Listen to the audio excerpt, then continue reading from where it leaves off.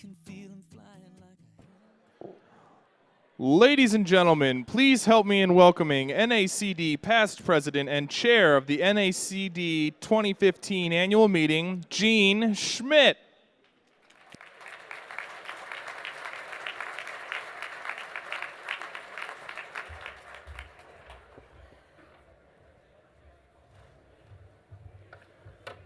Good morning, everybody. Welcome to New Orleans. I was taught that's how you say it, so Ruben, if I get in trouble, you tell me. Are we having a good time?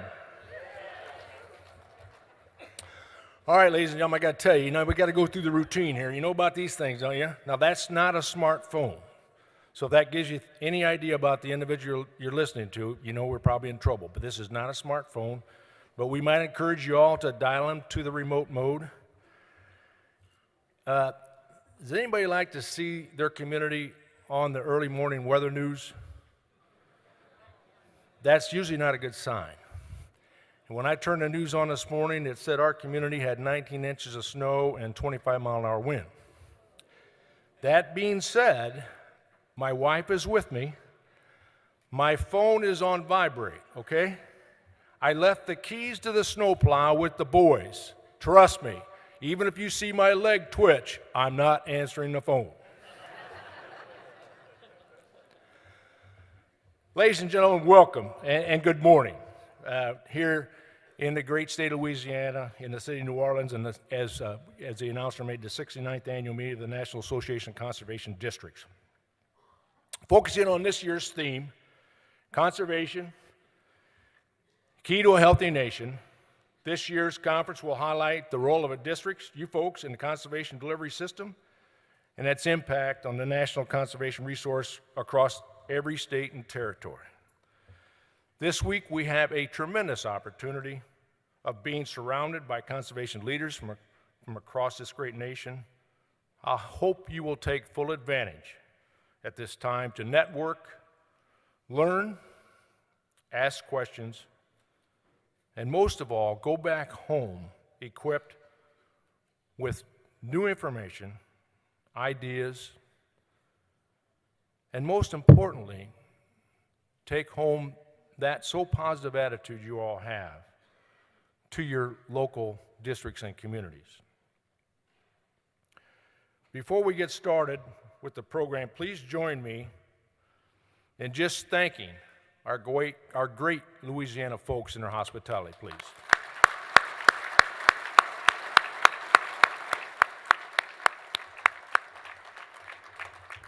I'd also like to take a moment to recognize, folks, it's all about education. And Grandma says you're never too old to learn, so I hope I'm still in that process. But it's about the next generation. And with that effort, we partner with NRCS in inviting some college students here to be around you folks and to learn some things, and most importantly, be able to take something back that they can share with the folks that they hang around with. So if any of those college students here, would you please stand? Let's recognize them. College students are here. Don't be shy. Here we are.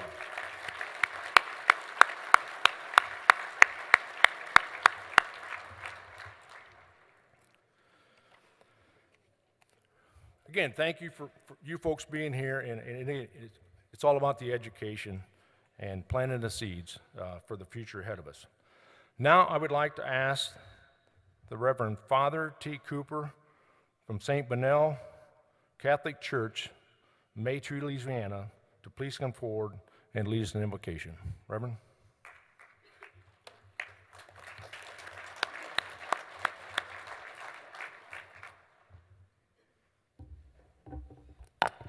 Good morning, everyone.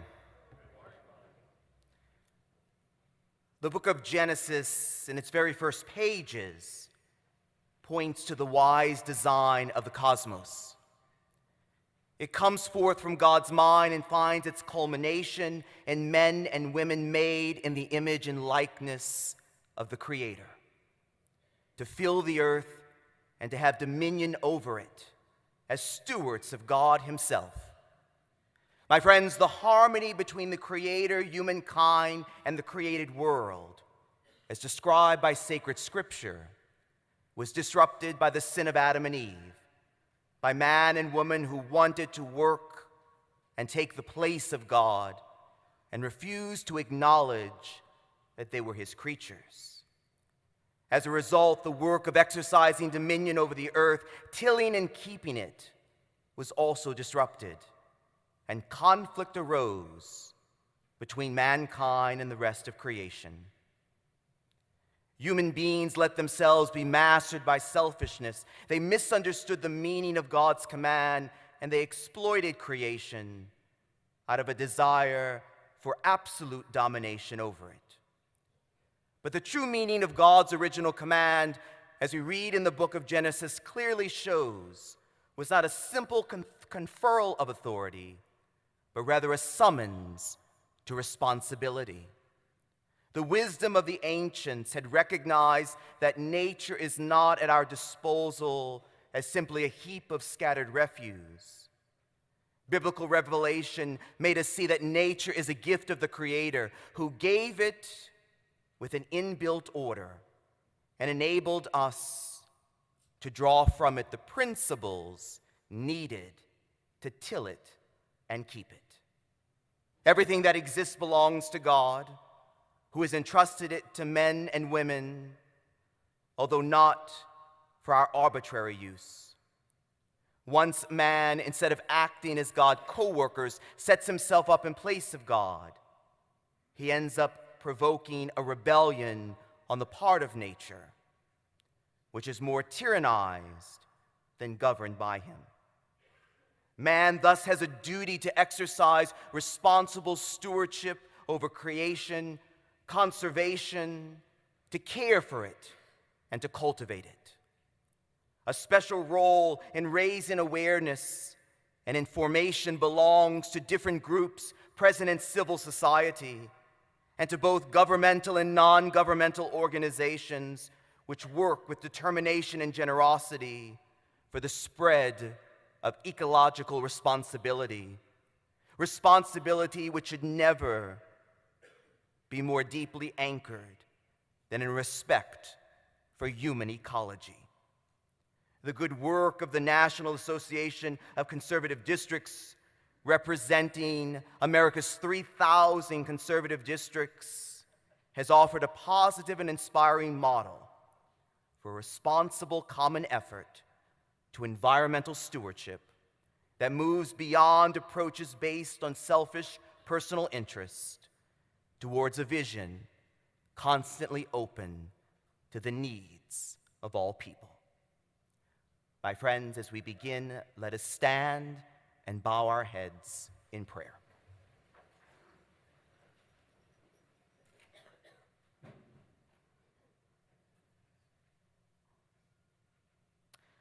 Almighty God, in giving us dominion over the things of the earth, you have made us fellow workers in your creation.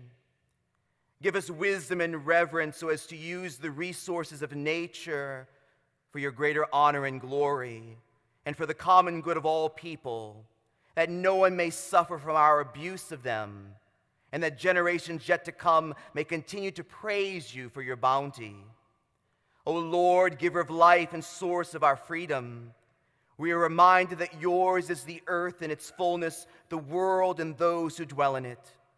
We know that it is from your hand that we have received all that we have, all that we are, and all that we will be. Gracious and loving God, we understand that you call us to be stewards of your abundance, the caretakers of all that you have entrusted to us. Help us always to use your gifts wisely and teach us to share them generously. Heavenly Father, you have blessed us in so many ways. Productive soil for agriculture, ready access to navigational routes, and a topography conducive to building. We thank you for our rivers and waterways. We pray that they will be rivers of life, spiritual life, natural life, and commercial life. Guard our waterways from pollution and allow us to be good stewards of your gift of water. We thank you for the wetlands, which store and slowly release water over a long period of time, recharging our aquifers, filtering out pollutants, creating habitats for plant and animal life. and help bring the atmosphere into equilibrium. Bless these inhabitants. May they continue to cleanse the land and the air and be a source of water for farmers and all your people. We thank you for the timber that grows along the rivers, on the hills, and over the plains. Bless the hardwood trees and pines. Guard them from pestilence and destruction. We thank you for the rich and alluvial soil deposited in our floodplains. Grant landowners wisdom to protect the soil from erosion and mineral depletion. Grant our farmers good health. Guard their crops from pests and weeds and unseasonable weather. We pray your gracious providence for bountiful harvest for those who honor you. We thank you for this opportunity to gather for this annual meeting of the National Association of Conservative Districts. May it be a time of renewed strength and grace, of creativity and healthy dialogue, and of mutual respect and learning, so that all men and women may work together towards true environmental stewardship of your creation, which leads to a true human ecology. May we, who receive so much from your hand, always give you thanks for these blessings. We ask all of this through you who are the author of eternal life, in Christ our Lord. Amen. Please remain standing for the presentation of the colors. Thanks, Father Reverend Cooper. Color Guard, present.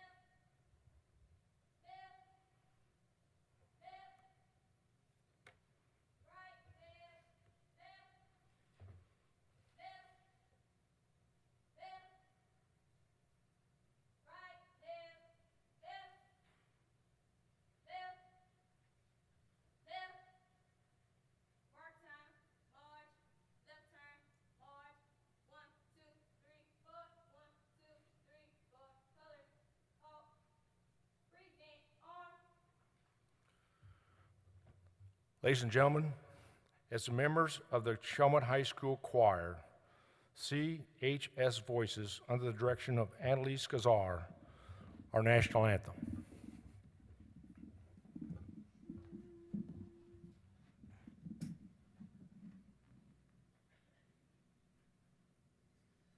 Oh, say, can you see by the dawn's early light what so proudly we hailed as the twilight's last gleaming, whose broad stripes and bright stars through the perilous fight o'er the ramparts we watched were so gallantly streaming, and the rocket's red glare, the bombs bursting in air, gave proof through the night that our flag was still there. Oh, say does that star-spangled banner yet wave o'er the land of the free and the home of the brave.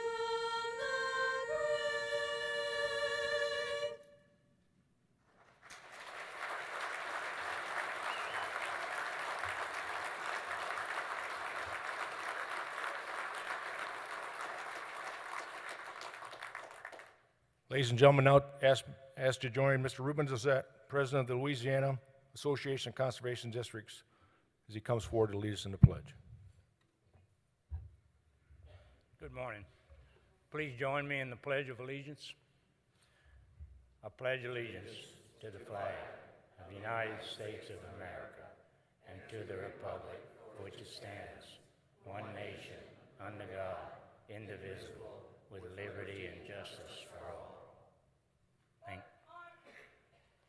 Forward, march, 1, 2, 3, 4, 1, 2, 3, 4, left, left, march time, march, 1, 2, 3, 4, colors, halt.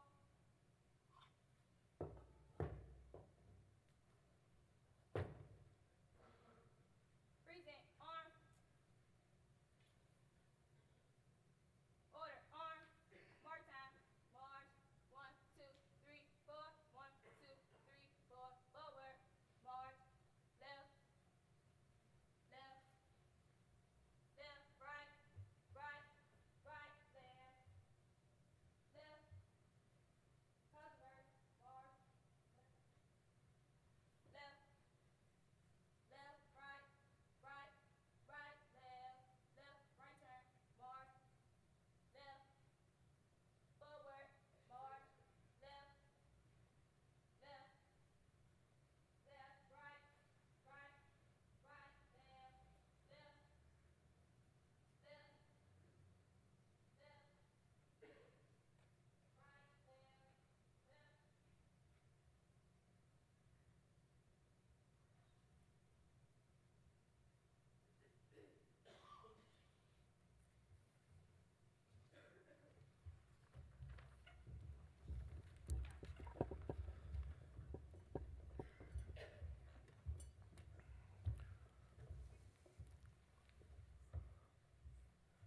Ladies and gentlemen, we just talked about the next generation.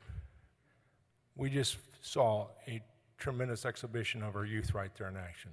If that doesn't warm your heart and bring a tear to your eye, I don't know. Thank you so very much.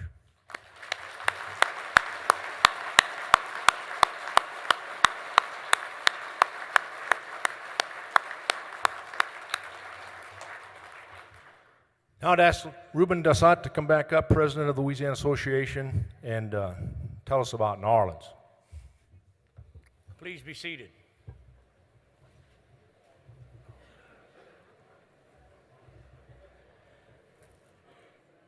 Bienvenue à Louisiane. Si tu peux parler français, ça c'est bon. Si tu peux pas parler français, tracasse pas. I'm just telling you, we are a city and a state of different languages here in Louisiana. But today, we are one language with all conservationists gathered here in this city. We speak one language, and that's the language of conservation. It's for our soil. I'm here to filibuster a little while because our main speaker, who's going to introduce you to Louisiana, is en route, but he's not quite here yet. But I'm not going to tell you a joke. But welcome to New Orleans. Welcome to Louisiana. Our city is full of sights and sounds. Our heritage is here for you to experience. Our food, our cuisine, our culture is at your fingertips. Please take advantage of the opportunity that you have to go out, explore the city, see why New Orleans and Louisiana is so unique, and let's not wait so long to have the next convention back in New Orleans. Welcome.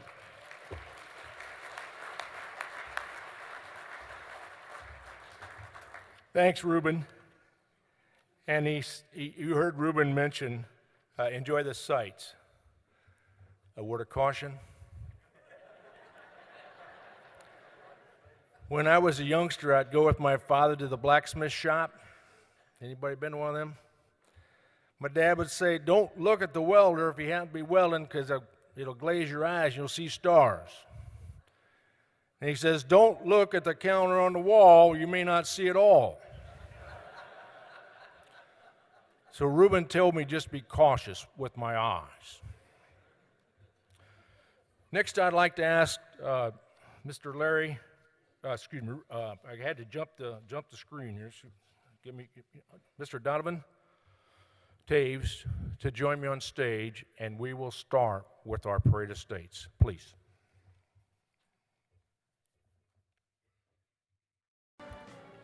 Ladies and gentlemen, what a tremendous presentation of those of us across the country in representation of the states and territories. Let's give them another fine round of applause, please.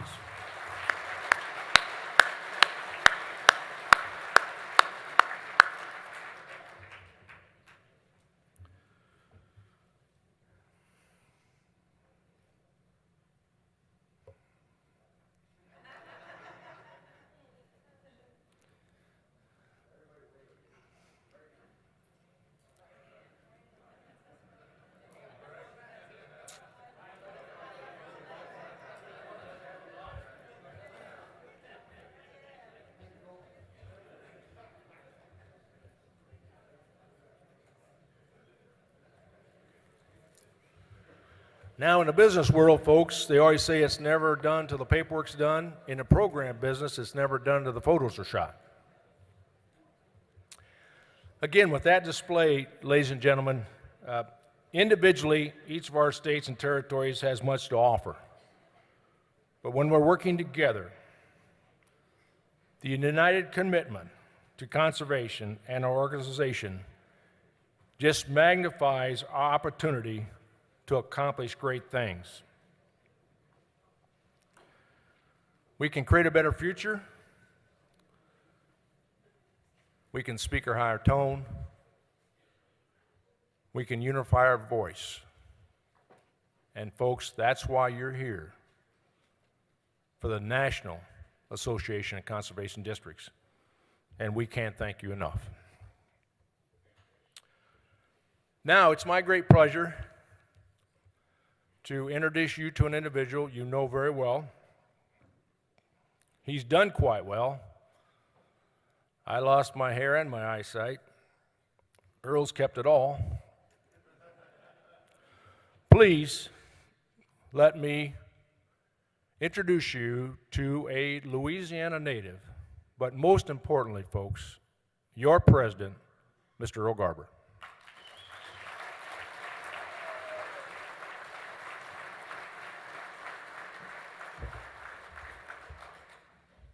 Thank you, Gene. I brought a bottle of water because if you don't have a football voice, you may have a Mardi Gras voice. So mine is getting a little deep and a little grumbly. So if I have a little trouble, I might drink a little bit of that water. But, you know, it is really an honor and a pleasure for us to, here in Louisiana, to be able to host this meeting, to have such a large group of conservation leaders together here in the great state of Louisiana. You know, it's as you work towards programs, and Gene's been the program manager under my presidency, and as we began to look at directions for this convention, I told Gene, I said, we have to put a bookend on this for me, because I said that we started here in 2009. I was elected second vice president. 6 years later, we're going to close the chapter with my finishing up here in the great state of Louisiana and the city of New Orleans. So thank you for coming. And I hope you have a great time in this city. I hope you have a great time at this convention. And make it your convention. I told that to the new-timers yesterday morning. Make sure and make it your convention. Don't be afraid to go in and see what's happening in all the breakout sessions and other things that are going on out there. You know, as I conclude my term, it's truly a team effort to get this job done. And I want to thank you, the supervisors that have supported NAC during my presidency. Couldn't do it without you. I want to thank the officer team, the executive board. These guys, most of them were elected newly to their position 2 years ago. I want you to know they're well engaged, they're active, and they're good decision makers in your behalf. I also want to thank the staff, and headed up with John Larson, our CEO, and all the others. They're dedicated to your effort. I'll get emails at night. I'll get emails on weekends. I'll get emails on holidays. I don't know what else you can ask of a staff and when they fulfill that type of obligation out there. But you know, the last 2 years has been busy. Last year I mentioned that we had done a 3MO memorandum of understanding with the Bureau of Land Management, with the Joint Forestry Team, and with the Conservation Technology Information Center. We're looking forward to signing some memorandum of agreements here at this convention with the Conservation Partnership and also with the National Conservation Foundation to go forward with work in your behalf. But you know, I think in my 2 years, I think the largest accomplishment, without a doubt, we recognized it while we were in Anaheim last year when the 2014 Farm Bill became reality. You know, it was a long, drawn-out effort, 3 years of work. We accomplished a lot. The programs were consolidated so more dollars can go to the ground to deliver to the landowners, to get conservation on the ground, to protect our water and our natural resources out there. In addition, we worked hard to try to open up the doors so the Secretary of Agriculture had some flexibility to be able to make sure there was enough dollars to deliver conservation in America, and we were very successful in that effort in the Farm Bill. The other thing that was in the Farm Bill I think we're excited about is conservation compliance has now been tied back to the premium subsidy to give insurance to our producers out there. This will assure the American taxpayer that the dollars are being well spent and that they're being spent for our generation and future generations to come. There's many other things that are in that Farm Bill you can be proud of, but I will say we couldn't have done it without you, the grassroots effort that gets the connection to our congressmen and our senators to make them understand just exactly what's needed out there. You know, as we finish that effort, I kind of wondered what life would be like without doing Farm Bill work, but I was quick to realize that there was no rest for the weary. At our fly-in, we began an effort to have a concurrent resolution introduced in Congress to support the voluntary incentive-based work that you do to deliver conservation out there. We were successful in doing that. We had it introduced thanks to your grassroots effort. We didn't complete that effort because, as we know, we reached a mid-year election period, and that pretty much slowed down the activity in Congress. But I asked the leadership going forward that we continue this effort in the 114th Congress. I think it's very important, and I think there's 3 reasons why we can succeed this year. It's going to be the 80th anniversary of the Soil Conservation Act, 80 years already since our president saw the need to do something to get conservation on the ground. It's a non-election year, and it's the year of the international soils. And your president-elect, Lee McDaniel, has already attended an event at the USDA a few weeks ago to initiate this activity. So stay tuned to that, but in the process, I think these are good reasons why Congress will see fit to support what we do in conservation out there in America. As we went along during the year, there was another unexpected area of interest that came up, and it was related to the waters of the U.S. and dealing with the definition of the areas that are affected in requiring permitting. Your leadership was requested by the administrator of the EPA to come in April ahead of her actually releasing it to give us an update on how it may and possibly affect conservation application on the ground out there. We had a heads up, and we really appreciate that from the Environmental Protection Agency. They also gave us the opportunity to come in a little later in the year to meet with their head staff in the water works and to give them details on how we saw maybe the effects would be. Spent a lot of time on this. Your leadership and your efforts, a lot of time was spent. But I think we came up with the proper representation of what our membership would want us to do. Of course, we asked the EPA to take the rule and work on it again because we feel like that there was an increase in the jurisdictional requirement. And we hope that our comments that we provided to EPA will give them some guidance as they go forward with completing their project in relation to this definition. 2014 also brought about another change that your leadership stayed involved in, and that's dealing with the national youth, or the international youth, I should say, education program called the Envirothon. Your your National Conservation Foundation took on the responsibility of coordinating and supporting the Envirothon. Your foundation is a 501c3 that has the same goals as you do.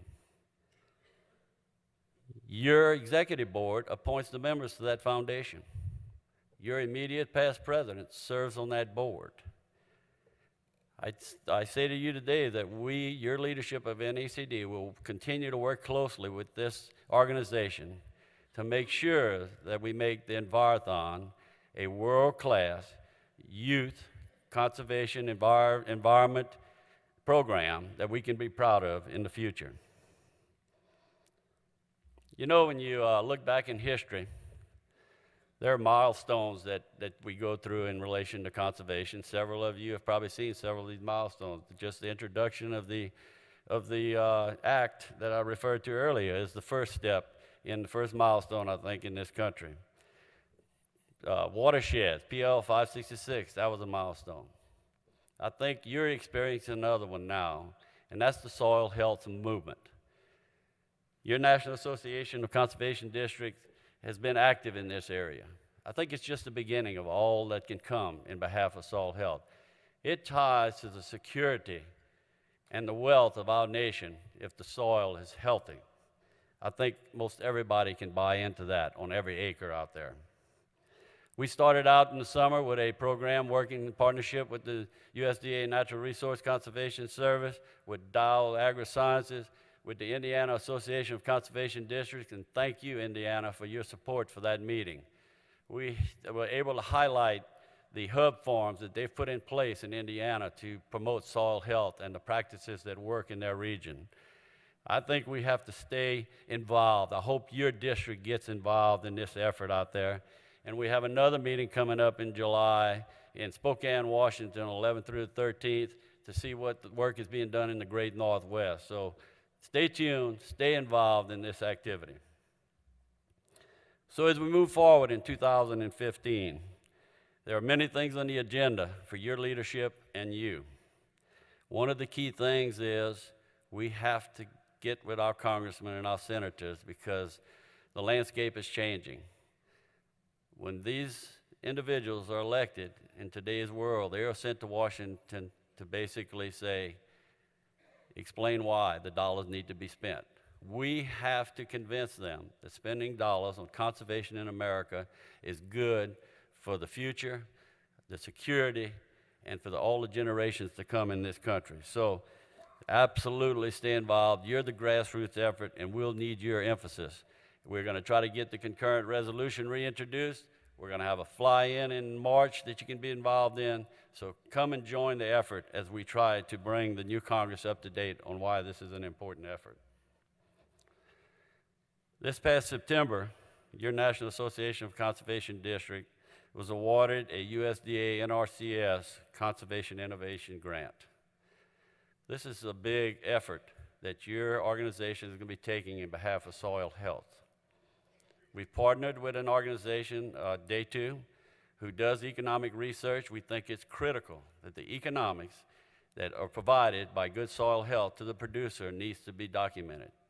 In the process, your national organization, with your help out there on the district level, is going to try to attempt to get the model that Indiana has set and have farms that will become the model farms on what practices are working in those areas, in those regions of the United States. You know, I've said this before at other meetings, and I'll say it again. I don't know if anybody has a more challenging soil health issue than we do here in southwest Louisiana, where we grow rice and crawfish. And the land is flooded almost 15 months out of a 24-month period. That creates some problems in the soil health. We're working diligently. We would be looking for a hub farm maybe in that area to try to figure out what we need to do. That's what you need to be thinking about in your area and to participate in our CIG grant. And I think that'll be critical. And John, his staff, and the leaders will continue to look for those locations. So if you know someone in your district and your state and that region may fit that, come to John and let him know that that opportunity is there. So as we look at the theme of our convention, where we selected the piano keys, I imagine some of you kind of wondered, and you're probably just thinking of the blues, but the idea behind this, as your leadership met and had plans for this convention, is that we wanted to select that to point out the keys of conservation in America. You know, when you talk about conservation, it means a lot of different things to people, but the one that I think it means, what we stand for at conservation districts, is planned management, careful use of natural resources to prevent them from being lost or wasted. So what I would like to do here as I wind down in my talks is to point out a few activities that are going on in different states and regions as to how districts have adapted to do conservation out there in America to secure our natural resources for the future. I'm going to use the piano keys, and I'm going to use the letters, the notes, C, D, E, F, G, A, B. So C, conservation partnerships. There's an excellent program going on in the Conservation District of Southern Nevada. It's known as the Conservation Partnership Program, CPP. It's an incentivized local businesses to come in and meet certain conditions to be certified. This has been recognized here recently by a prior mayor of Las Vegas as to how well this is working. The local district has it set up to where they can self-certify themselves to meet different standards, and they've got it set on a gold, silver, bronze, certified, and associate. They're able to monitor it, they're able to recognize them when they reach those points. Chris McGee is the district chairman, and Mike Becker is the vice chairman. This is an excellent effort out there working to build partnerships with the local businesses and the local individuals as to how to deliver conservation on the ground. D, for droughts management. We all know that we've been facing drought in a lot of different locations in this country. In Texas, the water needs is expected to increase by 22%, or 22 million acre feet by 2060, while the supplies are actually going to reduce by 10% and only have 15 million acre feet available. Their population is expected to increase by 82% in the next 50 years. They began an effort that was passed in 2011 by the 82nd Texas legislature to establish a water supply enhancement program.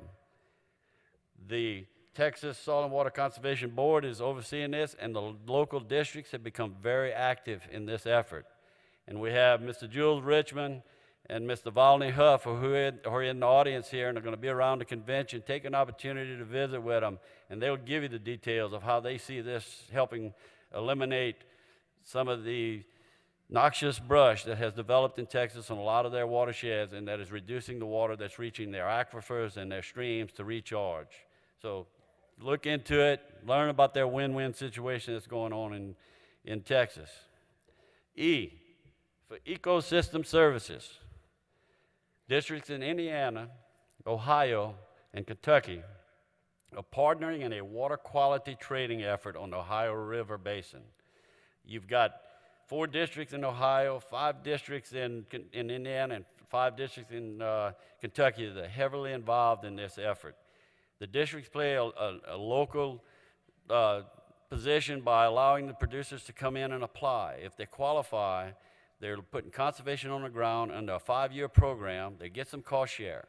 Once they do that, then they qualify for this water quality trading credit for them to be able to sell. So reach out to those states and visit with them and see what's happening there that maybe it would fit you. F, for forestry. This past summer, Washington State had the largest fire in history, roughly a third the size of Rhode Island. The Carlton Complex in the Okanagan Conservation District, that district got active in the needs during that time by responding to the emergency, by coordinating the information and the restoration efforts, and by seeking funding for ongoing restoration and protection efforts. But they did more than that. They joined in a partnership with the U.S. Forest Service, with FEMA, and the U.S. Army Corps of Engineers to coordinate the first multi-jurisdictional burned area emergency response team analysis. You have Mr. Craig Nelson in the audience here today from that district. He's the manager. And I would hope you'd take the opportunity to visit with them, because as we know, in the western part of this country, we have been dealing with quite a bit of wildfires. So I think they've set quite a model here that you can learn about and utilize maybe if you're dealing with the same efforts out there. G for groundwater. The Jefferson Soil and Water Conservation District in Ohio, and happens to be the home district of Irene Moore, the president of the Employees Association, has been active in assisting the farmers out there that are dealing with the activity in the oil and gas industry. They've teamed up with the Ohio Farm Bureau, the local Farm Bureau, and the Ohio State University, and they're coordinating numerous meetings to inform the landowners of the information they need to deal with pipelines, to deal with other things that go with that infrastructure, dealing with farmland, water withdrawal, and other things that they need the information on so they're knowledgeable to deal with. They're also even joining up with the community college, and they're teaching classes to the oil field workers on Soils 101 and erosion control. And they've developed a watershed educational model that they can actually utilize in that classroom so that those workers can understand how it affects the environment, and it's called Enviroscape. So Irene, in that district, thank you for what you're doing out there, and I think it's important because as we know, the oil and gas infrastructure is growing. We need it. It's good for the country. A for alternative energy. In Iowa, Madison County Soil and Water Conservation District, which just happens to be the executive board member from the North Central, Tim Palmer's district. Tim has been very active in this. Wind farms are being installed in his district. His district realized that they were coming in, putting in the infrastructure, but they weren't necessarily paying attention to some of the programs that were on the ground out there. So they reached out to him. The contractors were totally surprised that they were interrupting some of these practices. In the end, they made money available for a technician to be available to go out and do assessments. They've reached out to other districts. So congratulate his district, Tim's district, for this type of work to begin to work the efforts of this infrastructure tied to wind farms and affecting the natural resources. And the last one, B, for bioenergy. The New Hampshire Conservation District is home of the largest wood energy pelletizing plant in the Northeast. Nearly all the districts in New Hampshire are connected to biomass industry, both in the economic development and in the growing of the fuels for that. And you know, when I saw this, as they sent it to me, I realized we have the same thing going here in Louisiana. If any of you are going to travel back home on I-10, back through Baton Rouge, once you cross the Mississippi River Bridge on the right-hand side, there are two new large dome structures that have recently been built in Baton Rouge, and the purpose for those dome structures is to move wood pellets from Louisiana forest to England. So it's not only in New Hampshire, it's happening here in Louisiana, it's probably happening in your state, but look into the bioenergy and see what you as a district can do out there. So in conclusion, as you can see, the 3,000 soil and water conservation districts, there's 17,000 supervisors, directors, whatever the title is, and we know it varies out there, have been very busy on the local level. They're being very successful. They're finding those niches, both on the financial end and on an engagement into their community. The challenge to the NACD is to convince you, when you're successful on the local level, that it is still very important to support the national efforts that go on in your national organization. We must realize that there will always be a balance that needs to be maintained between the national priorities and activities and the local land, water, and cultural concerns. Your NACD can remain the one voice for conservation in America if you stay engaged and if you support the efforts that we work together on.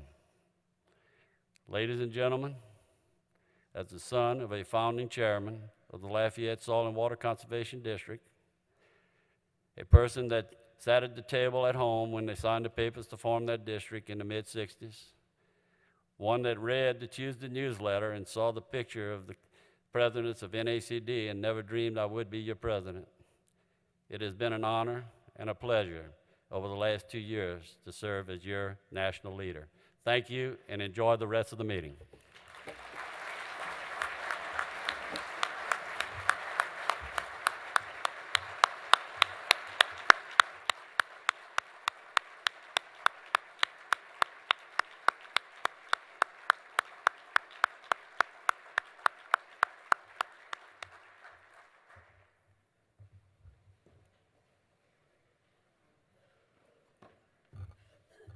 Thank you, Earl, and thank you for the dedication of time, not only from Earl himself, but his family and everybody involved. And folks, that's truly what it takes, not only when he looked at you folks as a team effort, but those that give it their time as your leadership to accomplish that same process. You know, Grandma said the only reason to have a plan, if you didn't have one, you didn't know it didn't come together. And what your leadership gave you as an opportunity to, when we look at the Farm Bill, probably one of the biggest issues that was a concern to us is as you legislate something, give you the ability to implement that. And the only way you can do that was with flexibility. Flexibility. And I can share that with you when you're putting together a meeting like this, you better have a little flexibility. And as Ruben so eloquently gave you the French version, we are honored to have the Lieutenant Governor of Louisiana, Jay Dardenne, here to give you the true version of Louisiana welcome. So would you please welcome me as we ask the Lieutenant Governor Jay Dardenne to join us on the stage.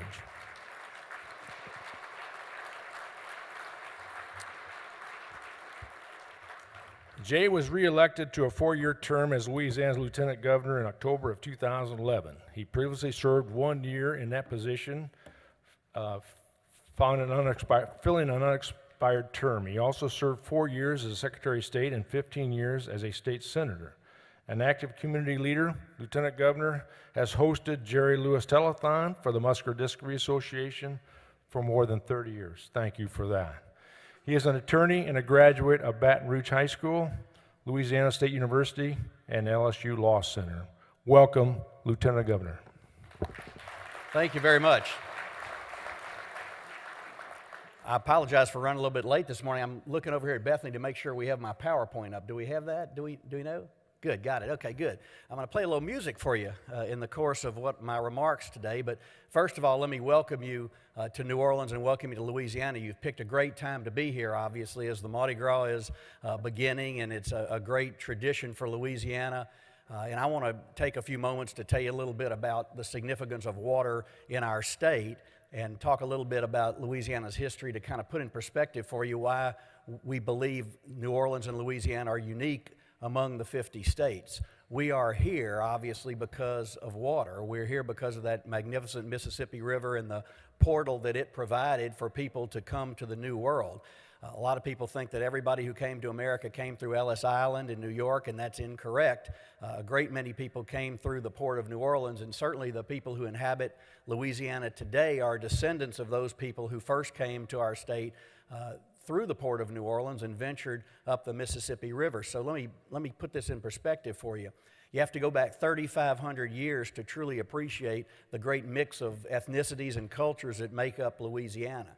3,500 years ago, in the northeast corner of our state, Native Americans had a very sophisticated settlement not too far from the Mississippi River.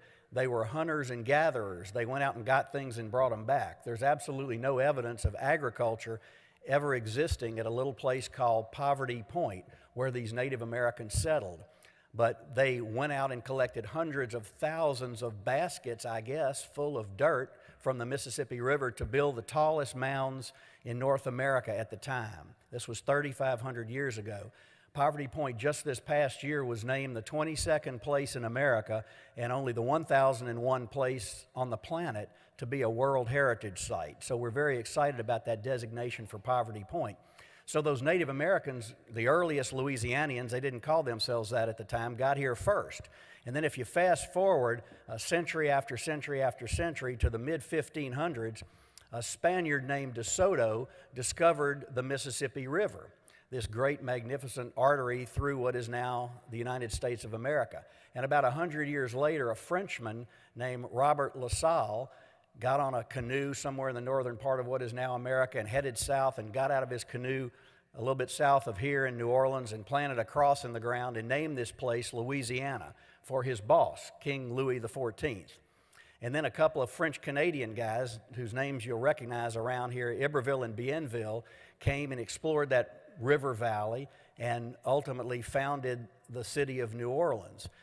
We'll celebrate the 300th anniversary, the tricentennial of New Orleans in 2018. So it was 1718 that this city was founded. And ironically, Bienville got here to Louisiana on Mardi Gras Day. So it was appropriate that that was the day he landed. Incidentally, he was only 18 years old at the time.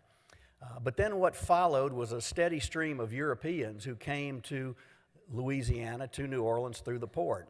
Sicilians and Irishmen and Germans and more French people, and ultimately bringing with them involuntarily Africans who came not because they wanted to be here, but because they were slaves, and that was part of the culture of Europe at the time. So all these different ethnicities got to Louisiana in the 1700s and the early 1800s, and those Europeans also brought with them their Catholic faith, which was very important to the early development of Louisiana. And Mardi Gras, of course, is sandwiched between the two holiest days on the Christian calendar, Christmas and Easter, and it's this great, wonderful celebration that is so identified with Louisiana even today.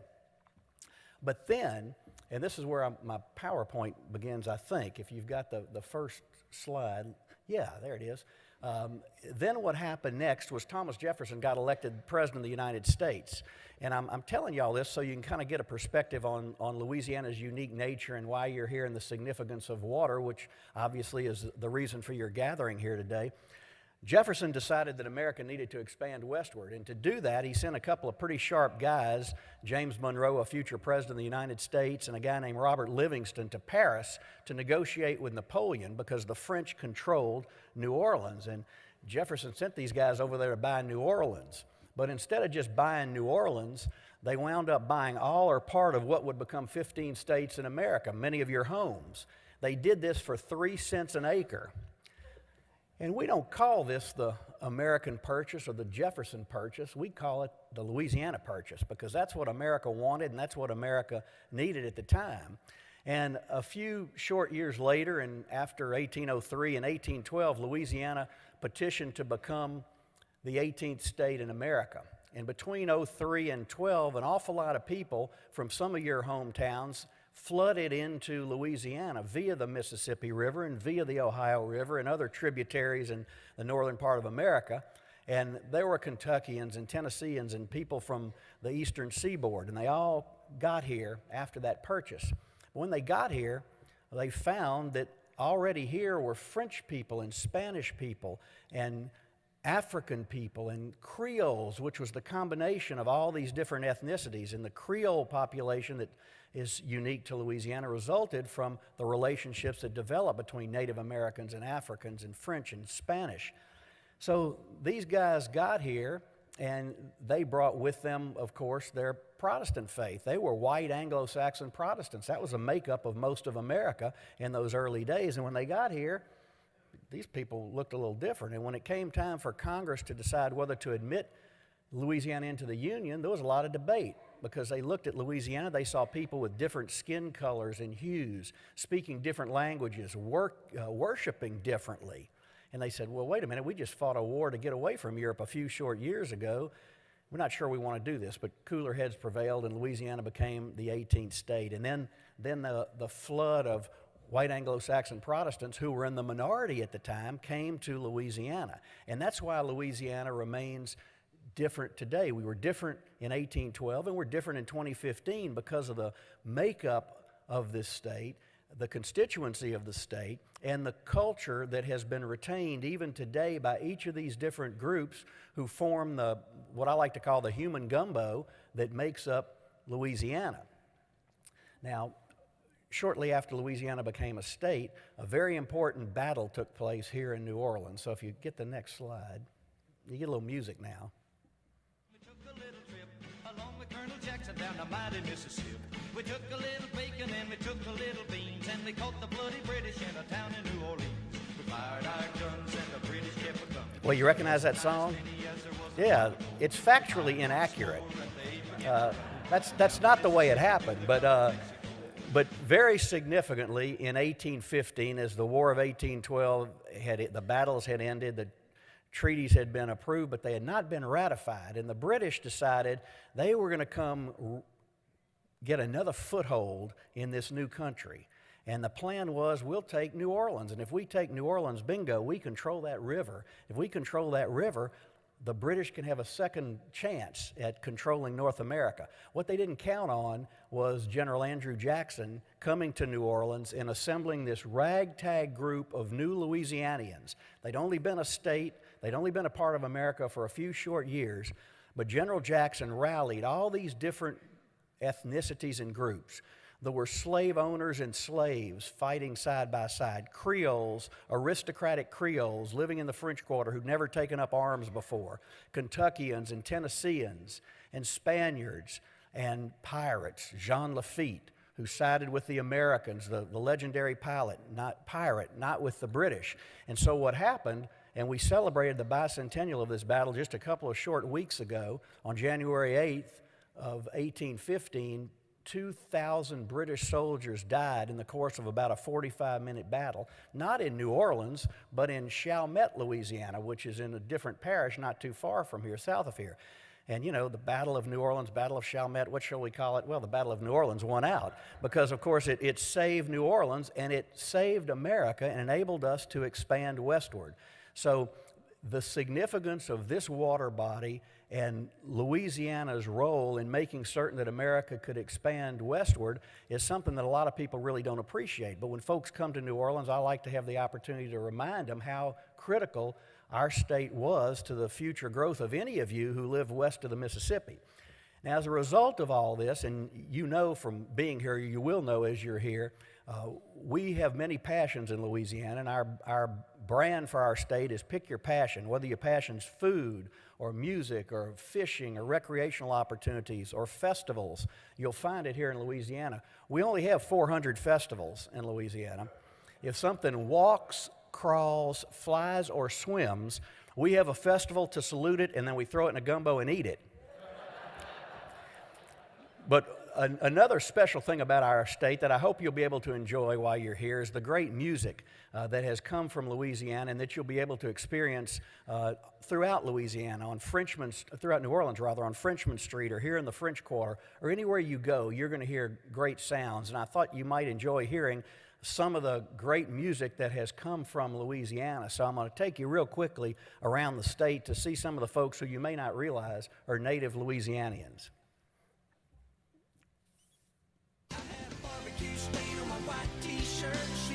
Killing me in that mini skirt, skipping rocks on the river by the railroad tracks.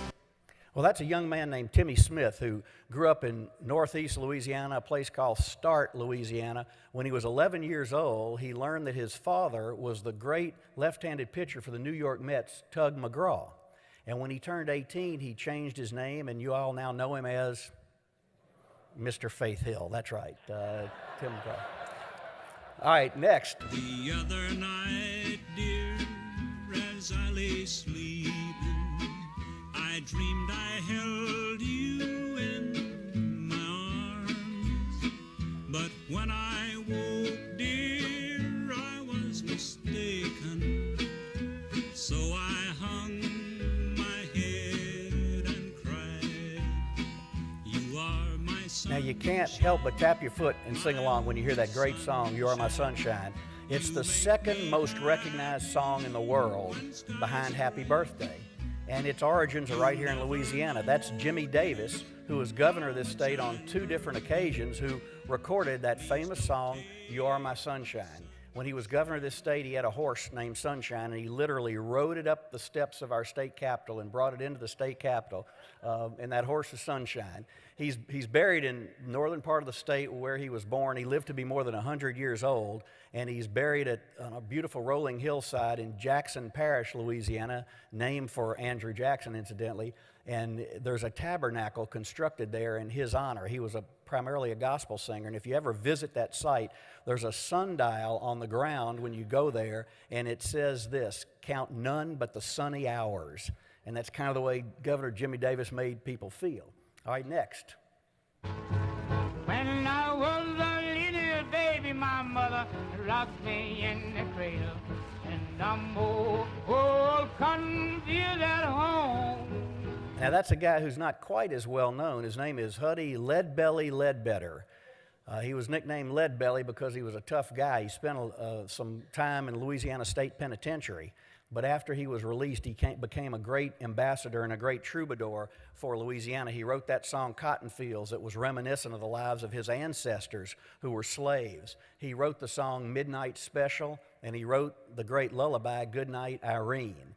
And he's memorialized in the Library of Congress, where they did a wonderful story with all of his recordings and his life story. And he is a great Louisianian who gave us some great music. Next. You shake my nerves and you rattle my brain. Too much of love drives a man insane. You broke my will, but what a thrill. Goodness gracious, great balls of fire. I can tell by your smiles and your knowing nods that you recognize Lawrence Welk when you hear him. No, that's not Lawrence Welk. That's Jerry Lee Lewis. Now, if you'd have grown up in Faraday, Louisiana, on the Mississippi-Louisiana border back in the late 30s or early 1940s, you would have seen three first cousins roam in the streets on Saturday night. Jerry Lee Lewis, Mickey Lee Gilley, and Jimmy Lee Swaggart. First cousins, all growing up in Faraday, sharing the same middle name and sharing the same piano that the Lewis family bought for little Jerry Lee, who went on to great fame and fortune as a great star in the early days of rockabilly music. We've got the fishing line from across the Louisiana River. Gotta catch a big fish for us to eat. He's setting traps in the swamp, catching anything you can.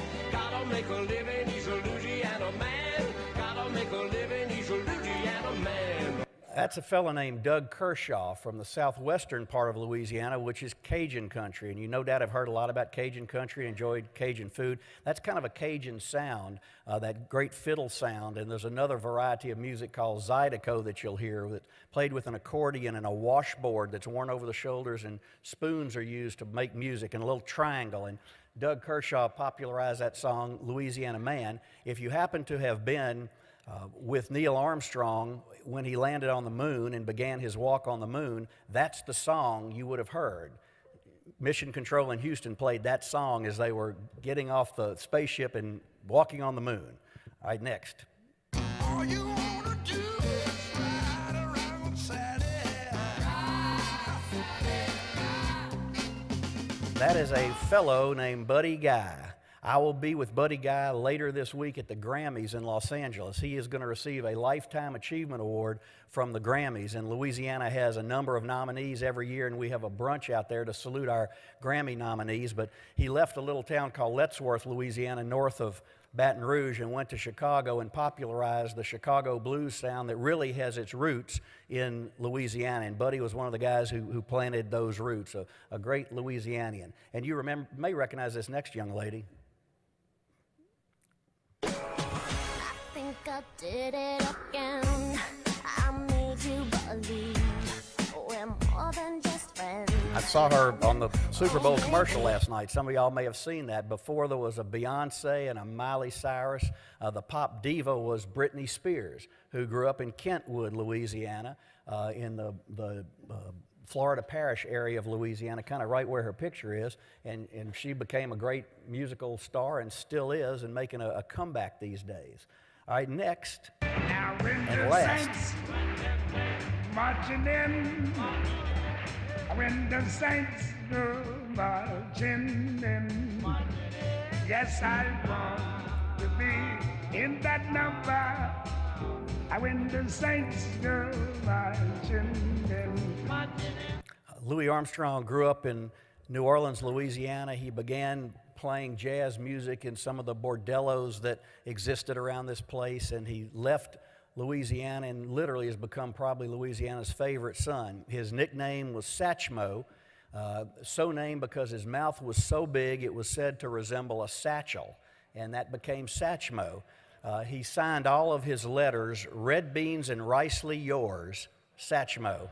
A great tribute to one of Louisiana's great delicacies, red beans and rice. But that's just a little of the sounds that have come from Louisiana. We love our music, we love our food, and we love sharing all the things that make Louisiana special with visitors to our city and to our state. So if this is your first time to New Orleans, have a great time. If you've been here before, I know you'll want to come back here again. People seldom come to Louisiana and leave saying, "I never want to go back there again." It's usually, "I can't wait till I get a chance to come back to Louisiana and explore some of the great sights and experience some of the great things that Louisiana has to offer."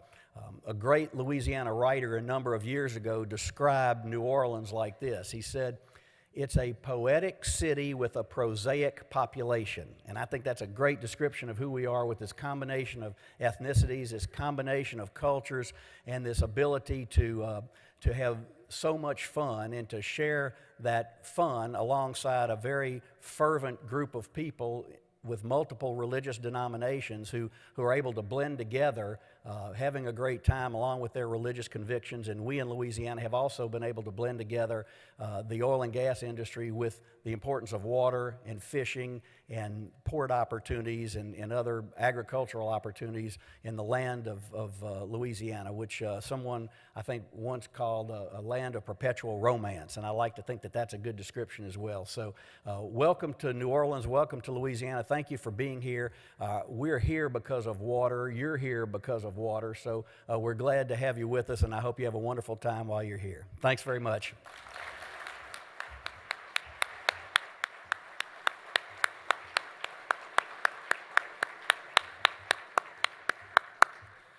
Thank you, Lieutenant Governor Jardine.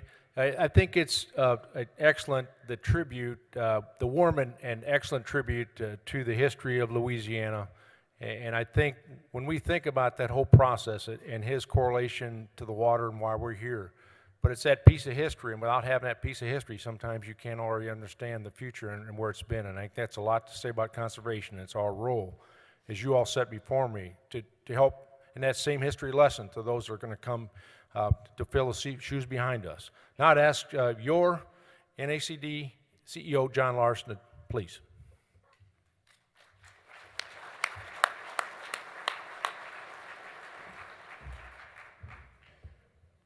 Thank you, Gene. It is truly a pleasure to be here in Louisiana. As Earl alluded to, some of us have come down with a little cold. I don't usually have this deep a voice. And I want to get one thing out of the way right away. Congrats to the New England Patriots.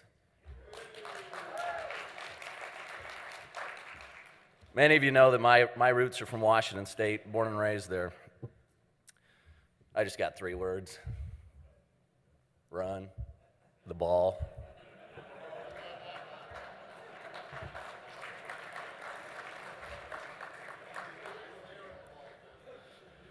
You know, this is my 4th NACD meeting as the CEO. It's an exciting opportunity. You know, I've gotten to that point where I know that things are going to work. And we want you to see and have the best experience that you possibly can. And so, as there are so many moving pieces in motion all the time, little challenges arise. What we want is for you not to notice that. So, as things go perfectly this morning, I hope that you see and experience a tremendous opportunity while you're here. You know, we have a very powerful and professional team at NACD. But with that, I also want you to understand how much we understand the connection to our local roots. We're an association that represents local conservation districts. We're positioned in such a way to help to advocate and be your national voice. We're committed to that. As Earl said this morning, the staff that I get to lead are extremely professional, committed individuals. And it makes my job as the CEO so much easier when I have that confidence and trust in the folks that carry out the work that, as we go through these next few days and have been for the last few days, also establishing policies, working together to set priorities. I have confidence that we can do that. We also have a core partnership that is world class. At times that partnership can be challenged. There are many, many different agendas by many, many different groups across this nation. But we as core partners, as we work together, as we take into consideration how do we strengthen that local delivery system, we each have our niche expertise and abilities. And when we work together, when we partner and utilize those aspects of the strengths that we each individually have, that group coming together is that much stronger. Earl talked about our soil health movement. I'm not going to call it an initiative because it's much larger than that. Soil health is an umbrella that covers every natural resource issue. Water, impacted by soil health. Wildlife, impacted by soil health. Productivity, whether that's agriculture, forestry, soil health impacts that. So, even down to the range, the pasture components, soil health impacts that. Join with us, be engaged with us to help to educate others on the value of that one simple phrase, soil health. One of the other pieces that the partnership is actively working on is trying to be an example. And so you're going to see on Tuesday, tomorrow's general session, we're going to sign a memorandum of agreement for the first time, which seems kind of interesting to me that we've never had one official memorandum of agreement between all 5 partners. We have one now. It has gone through an elaborate process of development into setting the expectations for each. You know, that's when things really get there. As Gene said, if you don't have a plan, you don't know when it comes together. We've got a plan that sets expectations, that puts in place how we're going to work together to, again, get conservation implemented across this great nation. It's those relationships in that partnership that then NACD takes its niche abilities out to other partners to demonstrate to them the value of the local delivery system.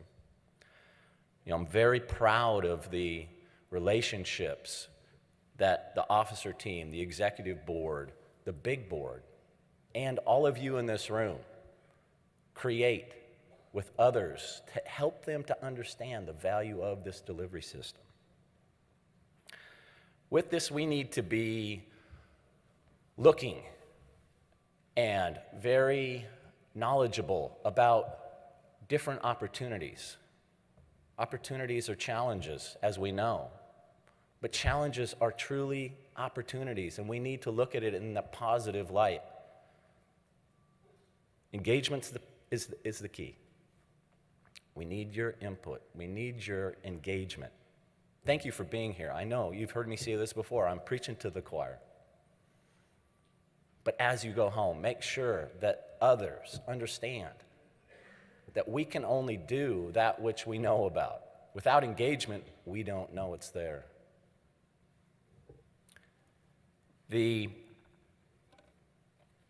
Leadership at NACD has developed a district outlook task force. And this is specific to districts. This isn't specific to NACD.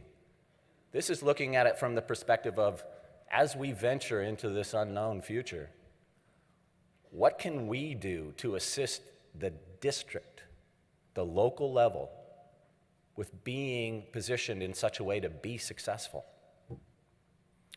So I'm very happy that the core partners have agreed to partner with us. We're going to have representation that covers the entire nation. We're going to have partners that assist us in making sure that we're looking at it from every possible angle. We're going to take models. We're going to take different aspects of success stories out there across the nation and put together a package that hopefully you, again, can take home and look at how can we apply this locally.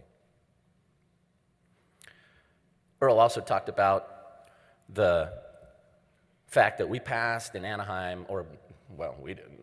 Congress finally did something. Congress passed last February a 2014 Farm Bill. The Farm Bill is one of those pieces of legislation that encompasses conservation funding and policy well beyond just production agriculture. It's an extremely important piece. For the first time in history, the conservation title was larger than the commodity title. Earl talked about conservation compliance tied to crop insurance. Crop insurance established as the safety net for producers with a compliance of conservation. Ladies and gentlemen, we are positioned in such a place that conservation is getting recognition. With that, we need to position ourselves to lead. And so we've started already on the next Farm Bill. We are positioning ourselves to be the leader, as our strategic plan says, to be positioned in such a way that NACD is the lead organization. I'm excited about that opportunity. It's a challenge, but it truly is an opportunity too. As I wrap up, I want to share with you something that in the 4 years that I've been in this position that I think I want you to know, and that's, if you weren't here yesterday, if you missed yesterday morning's inspiration program, you missed out. Mr. Brian Hacker from Kentucky, board member on the National Conservation District Employees Association, did a wonderful job of inspiring all of us that were in that room. His passion came across perfectly. And so with that, I wanted to let those that were in the room know we're going to videotape that young man, and we're going to provide that to you in such a way that you can use it as a training. Because as a very intelligent expert from a local district shared with me, that message was so critical. Because folks, when we think about it, we've kind of gotten away from, in certain discussions, you know, it's kind of like hunter safety. In hunter safety, the first thing that is taught is the ethics of being a good hunter. The safety part's important, trust me. A loaded weapon in a car is not a good idea. You know, there's certain pieces of the safety that's really, really important. But the first and foremost is that ethic. And so with that, I want you all just to think about, in relationship to conservation, that conservation ethic is the piece that really brings it together for us. So, my battery got recharged yesterday. My voice doesn't sound like it, but my battery's good. So as I wrap up, I also have a thank you. You know, the support of each of you is felt. And when you engage with me and you let me know, little challenge here, little challenge there, that helps me. Don't feel like you can only come to me and say thank you. Please come to me and say, have you thought about this too? And I think that goes for the entire team. Specifically, I want to thank my family. They've put up with quite a bit and had the luxury of actually having my parents and my wife and my daughter here with me. 19-year-old daughter bought her own ticket, showed up out of the blue because she wanted to be with mom and dad. So to them, I say thank you. Folks, this year is going to be a big year. I'm hoping that you're ready to reach new heights with us, to engage with us, to give us that input we need to really advocate on your part. So, with that, thank you for being here, and let's have a great 2015 annual meeting. Thank you.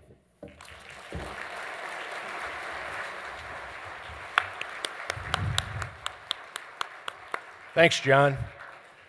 And I think you've probably all been in those boots before, but I got to tell you, 35 years in conservation, had the opportunity to look before you all and speak occasionally, but I had this situation here about 3 weeks ago, had a chance to present in front of our group. Guess who's in the audience? My 87-year-old mother. I was a nervous wreck. John, I don't know if it had anything to do with the ball game last night, but it may have something to do with Mr. and Mrs. Jim Larson sitting over the corner. I know what it does to your voice. Thank you for being with us.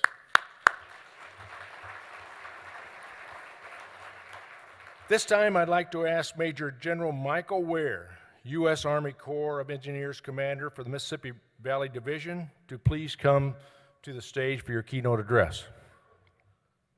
Major General Michael Ware assumed command of the Mississippi Valley Division, Vicksburg, Mississippi, in August of 2014. He also serves as the President designee on the Mississippi River Commission. As MVD Commander, Ware is responsible for a $2 billion civil works program. In addition, he plays a vital role in managing the Corps' water resources program in the Mississippi River Valley. The Mississippi Valley Division is responsible for water resources, engineering solutions in the 370,000 square mile area extending from Canada to the Gulf of Mexico and encompassing portions of 12 states. Since 1879, the 7-member presidentially appointed Mississippi River Commission has developed and matured plans for the general improvement of the Mississippi River from the head of the passes to the headwaters. The Commission brings critical engineering representation to the drainage basin, which impacts 41% of the United States and includes 1.25 million square miles, over 250 tributaries, 31 states, and 2 Canadian provinces. Ladies and gentlemen, thank you, Mr. Major Michael Ware. Thanks, Gene.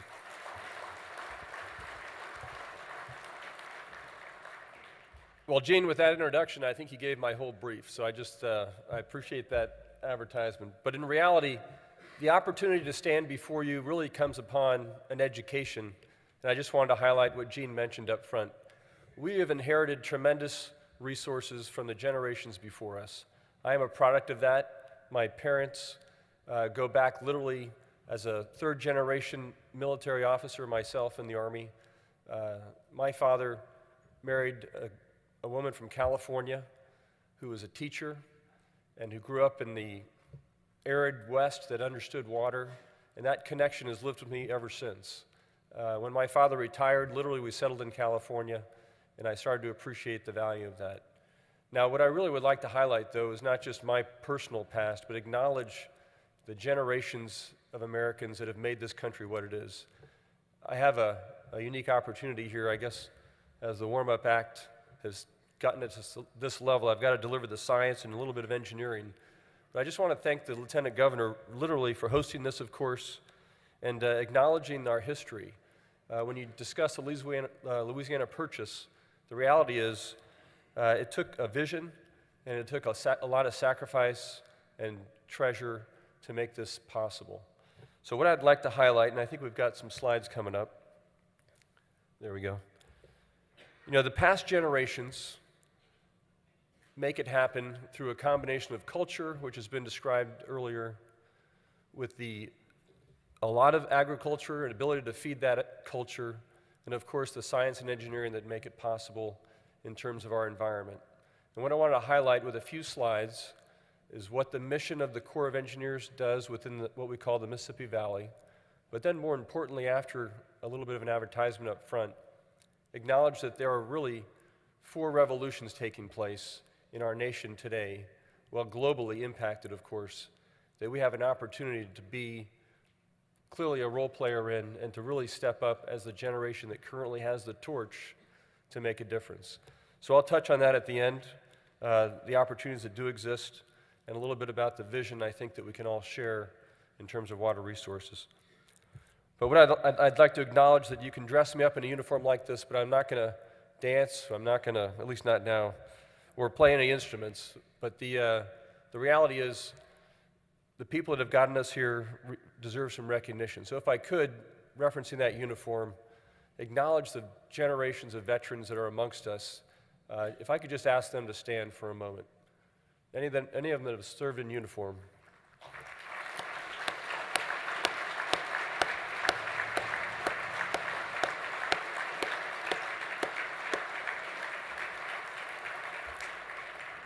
It is a real honor to have that legacy that they have provided for us.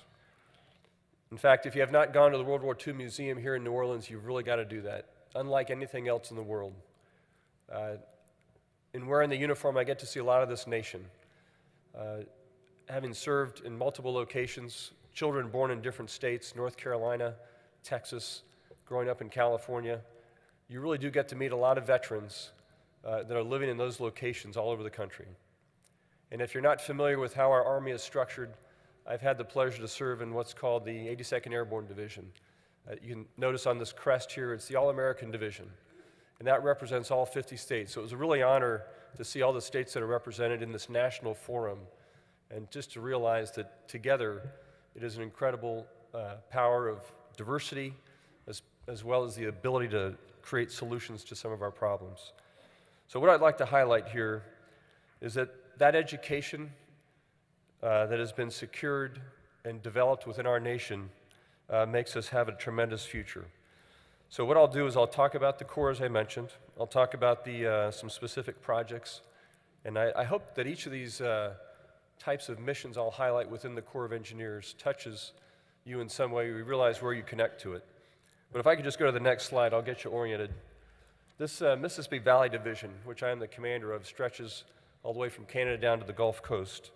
It involves 6 districts, and more importantly, that is a narrow watershed, but there is quite a bit of contribution that goes into that watershed. And in fact, to the left and right of the middle of the division, you'll see the Northwestern Division and the North Atlantic Division and the Lakes and Rivers Division.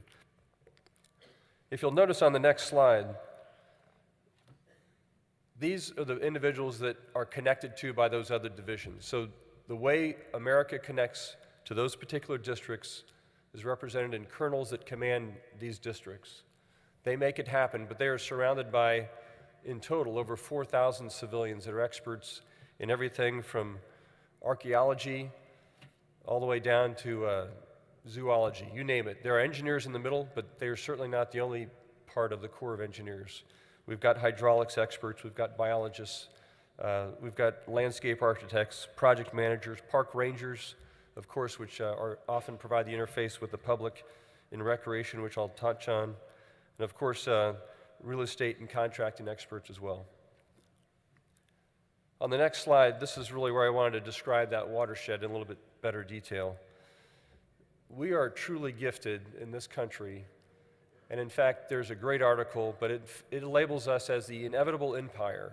And if you consider the resources that exist from that Louisiana Purchase that the governor mentioned, and how we secure it within a governance that is unmatched anywhere in the world, and you realize that we have access to the entire globe through Louisiana, to the Port of New Orleans, our coasts on the west and the east, you'll realize that this is just unmatched.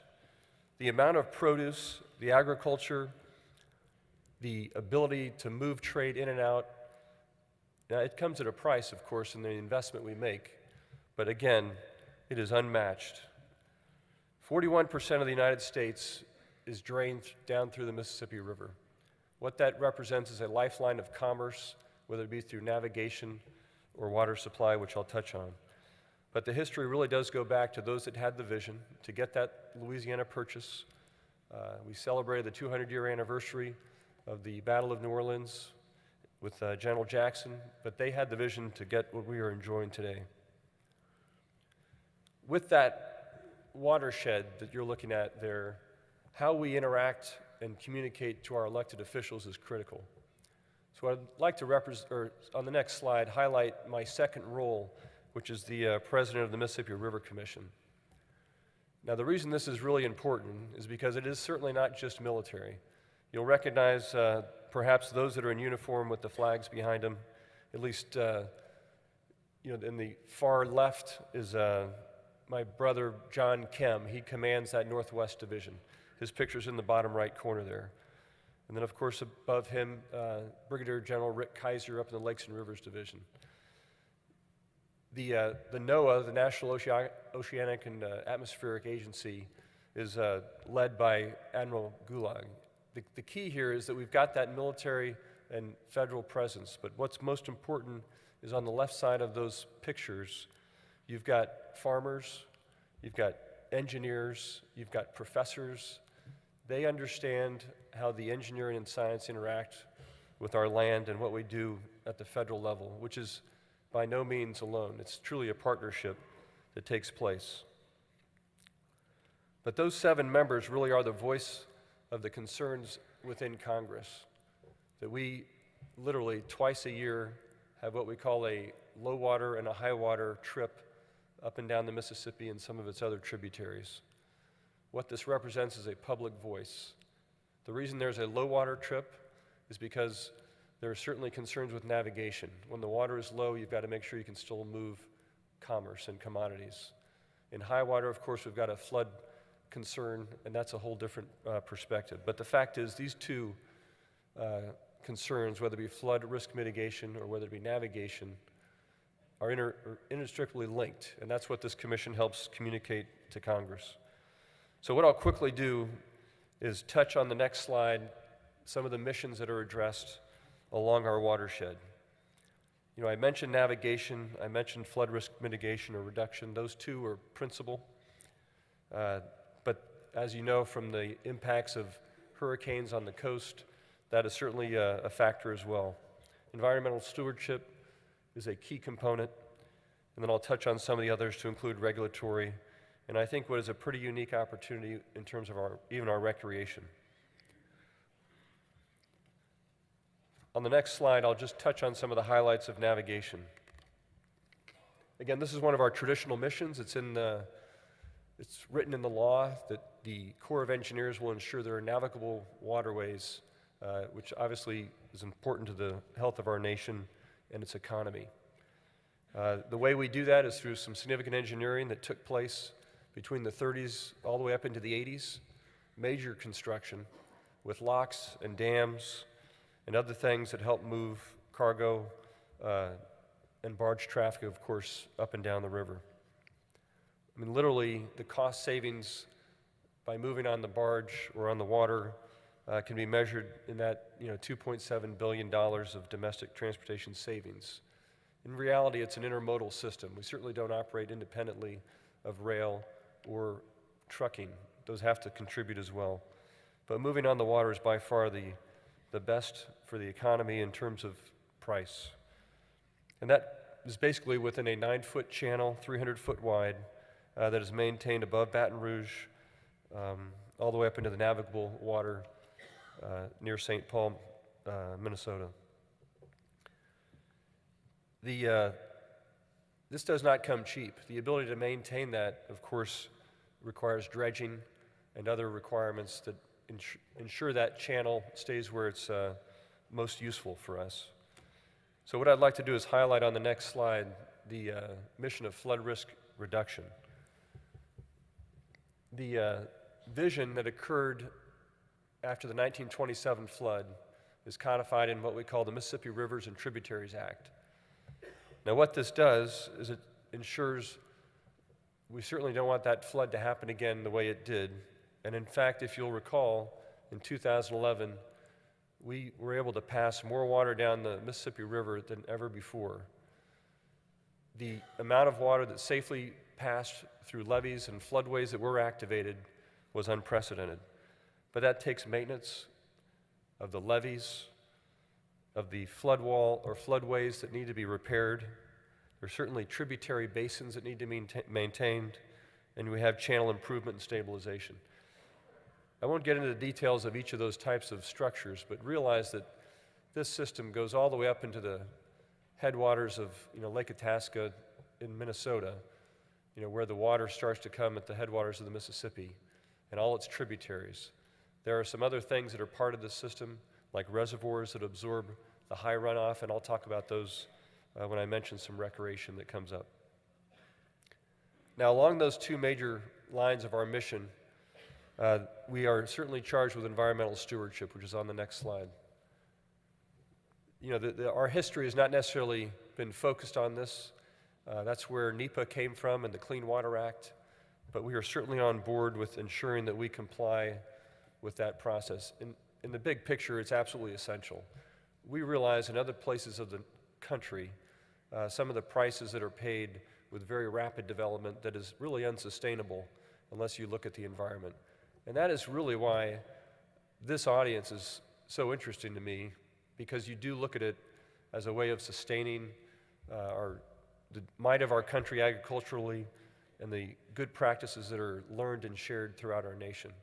And just as a little discussion on, why am I here? This happened about 4 years ago that a gentleman who's in the audience, actually, Kevin Norton, handed me a book.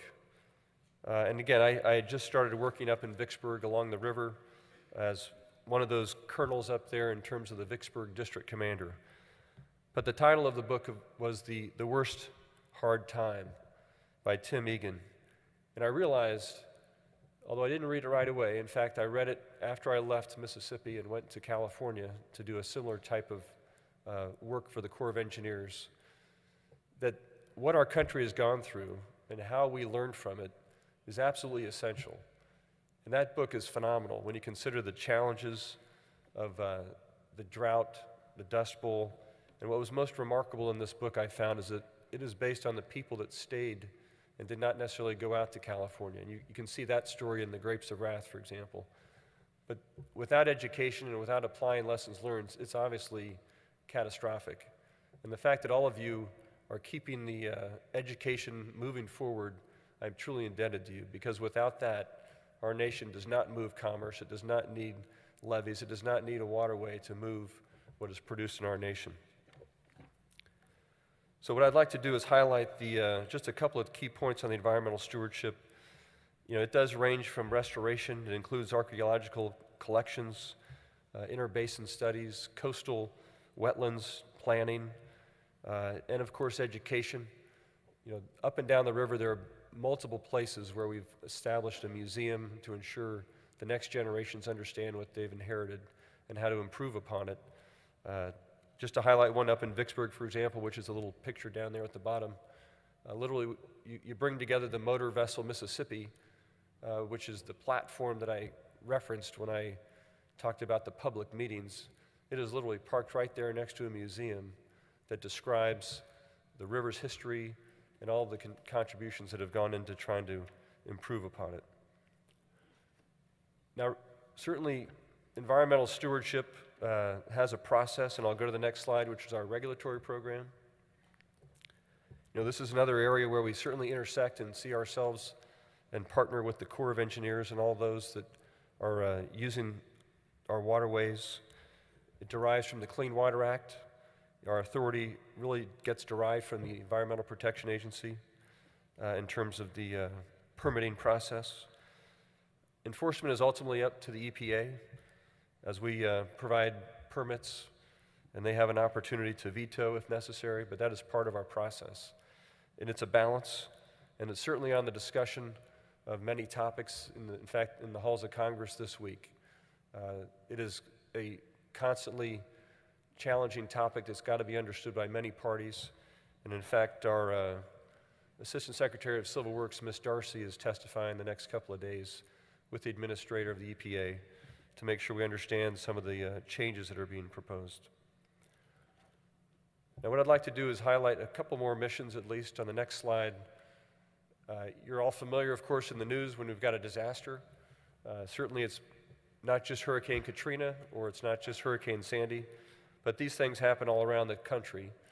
And the beauty of it is you've got a tremendous force of talent, whether it come from the National Guard, locally, all the way up to the federal level, through what is called the Stafford Act, which basically enables us to elevate the level of assistance needed, but it's only based upon request. It is certainly not a strong hand of the federal government trying to come in and take away the authority of local elected officials. It's a partnership, and we get to exercise it in just about every disaster. And I must say that we've improved it dramatically. The Katrina lessons learned in this very ground that you're enjoying today have helped the nation respond in a more effective and efficient manner. If I could go to the next slide in terms of some of our other projects that you may not consider relating to flood risk mitigation or the waterways, but when we have dams that catch water before it floods the main stem river, we also have hydropower that becomes part of that. There are 4 locations within the Mississippi Valley Division, for example. If you've not been up to Hot Springs, Arkansas, you realize that there are 3 hydroelectric dams up there on some phenomenal lakes, of course, which include recreation. On that next slide, that topic of recreation, I just want to spend a moment here. I think we all can attest to how much we enjoy our nation. And when we are in uniform or as civilians serving overseas, we realize this can represent some of the best memories and best legacy discussions, amongst families on what we get to enjoy in this nation. And what I would highlight is that these are things that the American public expects and enjoys and we value. In other nations that do not get to the level that we have achieved in this country, these are not even afterthoughts. They just don't get there. But I'd like to highlight that the recreational opportunities, whether it's on federal lands or state lands, really is an active part in what's considered our Wounded Warrior program. So the fact that we can host deer hunts and other things that connect our veterans back into America, back into society, a lot of this is occurring on our natural resources, literally in recreation. It's an incredible opportunity that we all enjoy. I'd encourage you to, if you haven't done anything in terms of those parks and recreation, to certainly enjoy those. We have park ranger staff that are the stewards, not only environmentally, but certainly in terms of education as well. Just a great outreach program to include safety and other things. On the next slide, I just want to highlight that although it is a large base of talent within the Corps of Engineers, how do you tap into this federal resource that we've all paid for within our own taxes and other things? It really is a body of knowledge that is available to assist at a technical level and to leverage the laboratories and the lessons learned throughout our nation. The federal government serves a role in areas that other agencies will not pick up until they in fact are picked up later, but there's some great technical knowledge that exists in a few of our labs. For example, the Engineer Research and Development Center, which is what we call ERDIC, or the Waterways Experiment Station, located up in Vicksburg. These areas really do help us. Now, beyond the science, which is something that we enjoy in this nation, I just want to highlight, zooming out a little bit on the next slide, we are across the world. I talked about how we engage within uniform or civilians, but you may not realize that the overseas contingencies that we engage in are well beyond just Afghanistan or Iraq, although those certainly keep us busy. The reality is we're engaging in all over the nation, all over multiple nations throughout the globe. What I would just propose here is that we learn quite a bit from other nations in terms of what they can and cannot accomplish. The people that go into these locations with other agencies learn quite a bit and value what we have in our nation, and they come back with what I would call an expeditionary mindset to improve not only how we're doing business here, but to make sure we all understand the investment and the value that we have that has to be continued. Now, overseas, we're doing things like, I'll just use Afghanistan as an example, where we're building schools, roads. It's literally a $12 billion construction program in Afghanistan alone. What that is doing is, of course, trying to get another nation to connect to its natural resources. If you study the geography of Afghanistan, they are tremendously resource wealthy with the mountains, the water, the snow. And of course, you've heard of maybe the natural resources or the elements inside the mountains, minerals. But the reality is they've got a tremendous opportunity. So with some education, some stability, and some agricultural investment, they can certainly recover, or at least get to another level they've never seen. So with those missions, I just want to spend a little bit of time on what I've called the 4 revolutions. And on the next slide, I think you're all familiar with what is really unprecedented globally with our ability in this nation to produce, bushels per acre in terms of wheat, rice, soybeans, and cotton. The ability to leverage our technology. There's the name Borlaug is mentioned up there. For those that have not studied that, I think it's really an amazing thing to consider the amount of research and development and the ability to have high yield back in the 70s. And I think we're really experiencing a second revolution, or a second green revolution, when you consider the amount of technology that is being leveraged.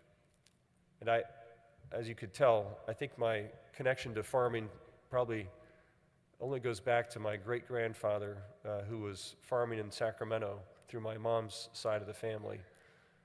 But I've been fascinated with this strength of our nation.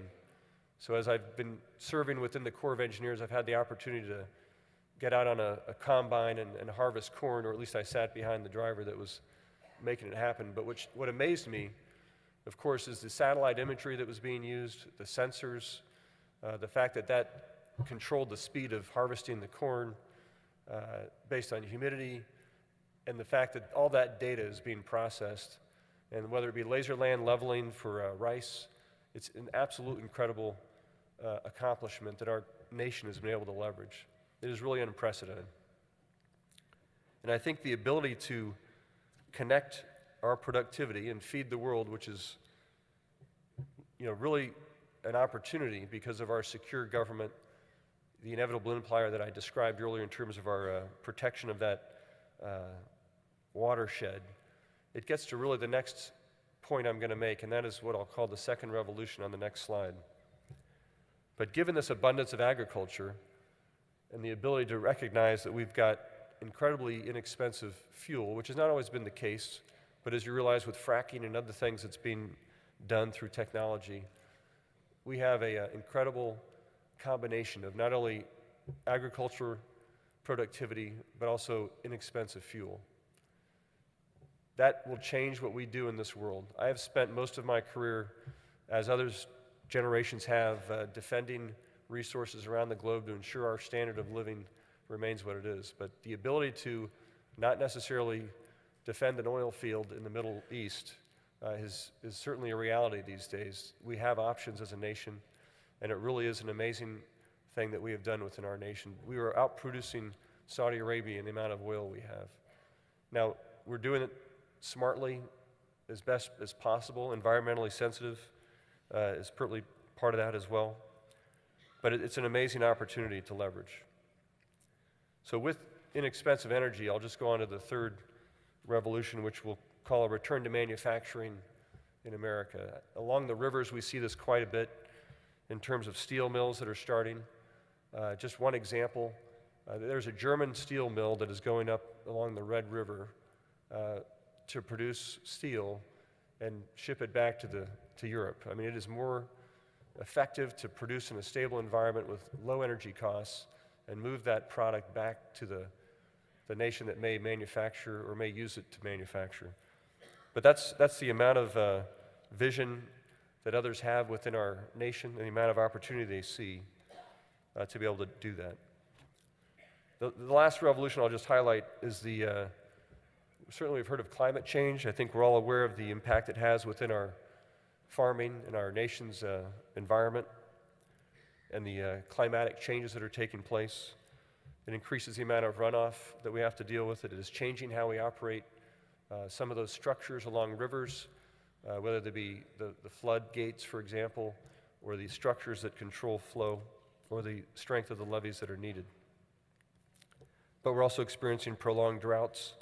And what I would just highlight here is that this is the challenge of our generation as we stand here or at this point in time and take on an opportunity to leverage all that science that we do have and to look ahead into the future and figure out where the investments are needed, not just to protect our coasts, but in fact to understand how the changes occur within in our inland area to more effectively grow and also move the produce that we have. So in getting close here, the next slide, the bottom line, I think, is that we have opportunities to leverage. We invest an abundant amount of our resources in terms of that $5 to $6 billion a year within, for example, what the Corps of Engineers does within partnership with others. You know, we generate literally $15 billion in revenues back into the Treasury. That's through fees and usage of other things that we have, like recreation is just a small example. And of course, the economic benefits, the national economic development benefits that occur measure up to $50 billion on the return of a dollar. So I mean, with the investment of $5 to $6 billion, we are yielding that much in terms of economic benefits throughout our nation. So the nation's water infrastructure really does make this happen. And the ability to use it wisely is what we rely upon each other to educate ourselves with. So let me just highlight a couple of examples that I've seen that to me represent a combination of many things. If I could just zoom in a little bit on Arkansas. There's a couple of projects in Biomeda, Arkansas, and Grand Prairie where with the concern of the aquifer and the fact that it is being depleted, especially when we have drought, you know, we're diverting excess water out of rivers, whether it be the White River or the Arkansas River, to replenish those aquifers, to use water smartly. It does take quite an investment. You can see it's about $1 billion, and it's cost shared. It's not all federal, certainly. But again, it not only preserves the aquifer, but it restores the fishery habitats.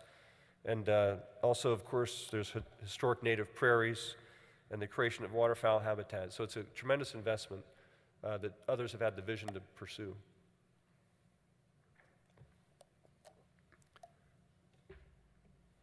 Now, this is a lot of years in the making. It takes a steadiness to stick to the vision.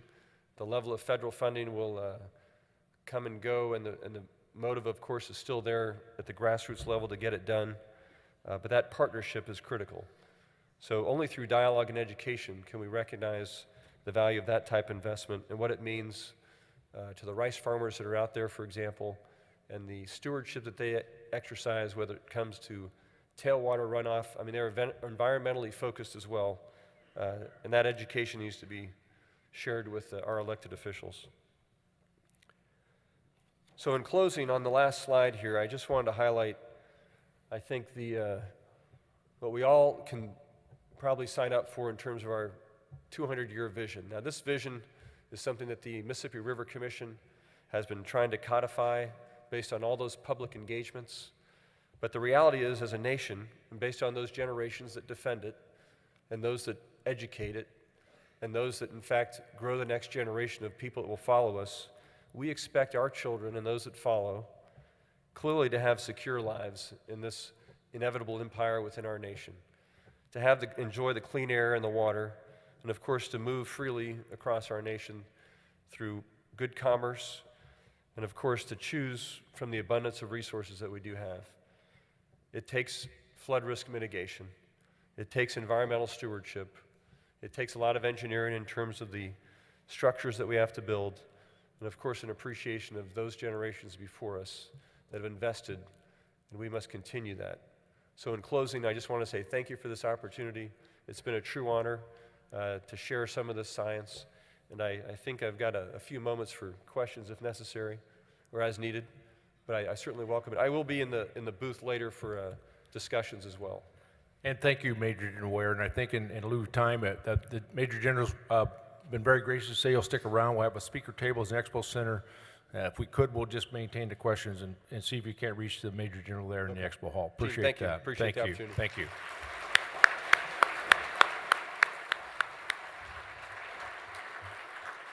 And thank you, Major General Ware. You know, when he shared with us some of the history and the vision, and it's truly the opportunity through the relationship and education that he mentioned so many times that we strengthen and broaden the opportunity to coordinate and build that capacity to truly work at, maintain, and utilize the resources been given upon us. So thank you again there, Major General Ware.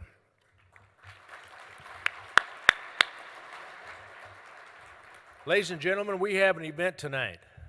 It's called the NACD auction. Johnny Regula, are you out there in the audience somewhere? Johnny, how about you? Johnny, you know, he's here on a holiday. Is that what this is? Groundhog's Day. Happy Groundhog's Day, Johnny.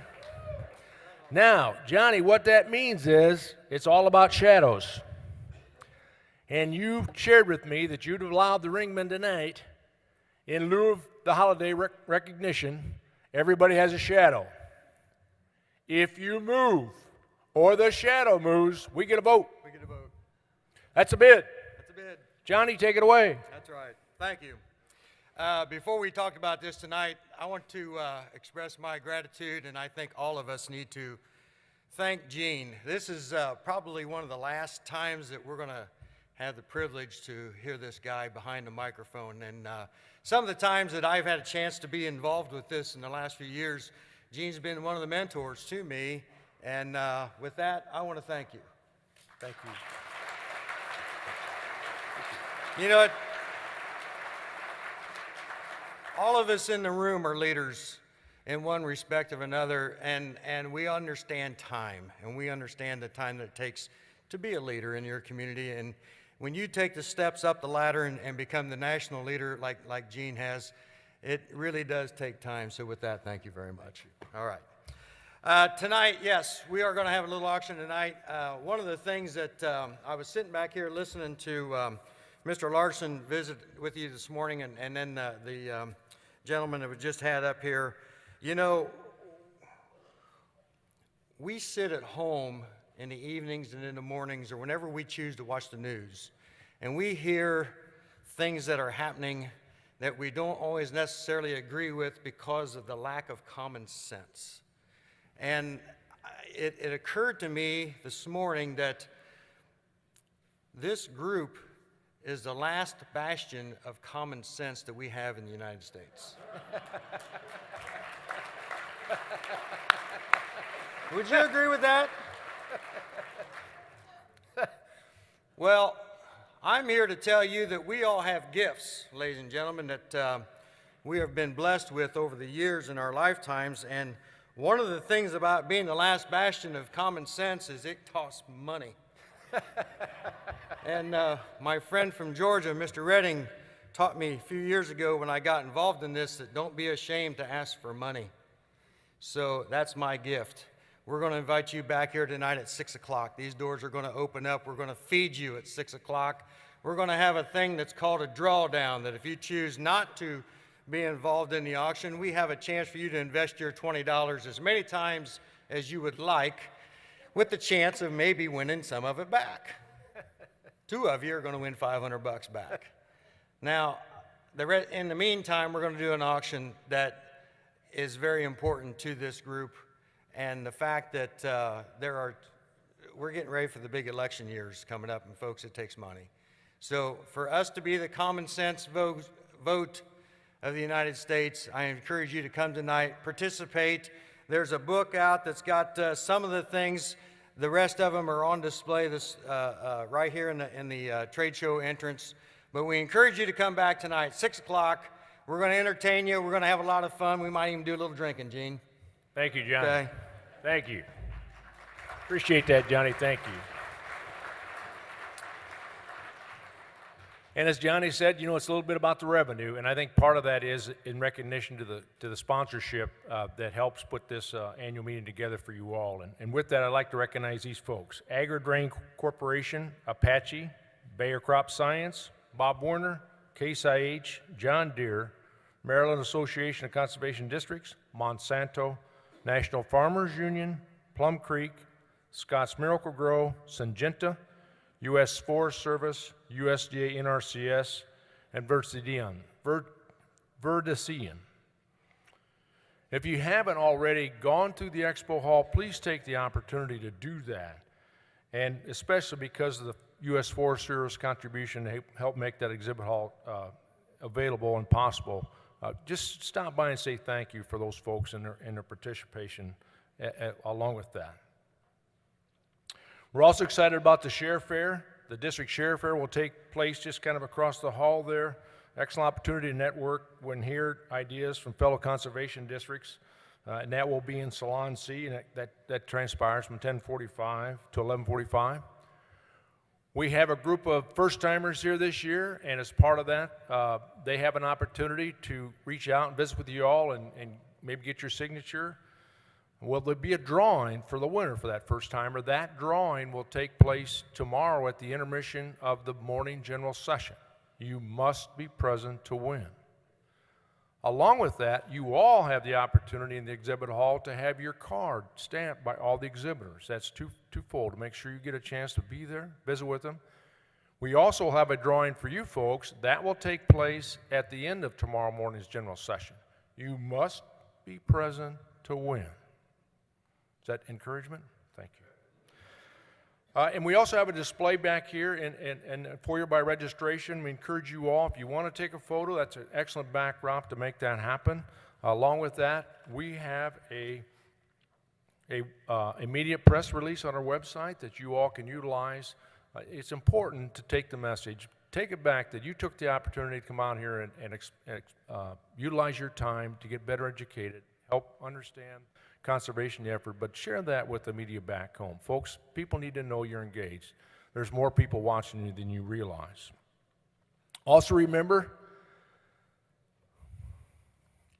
your badge.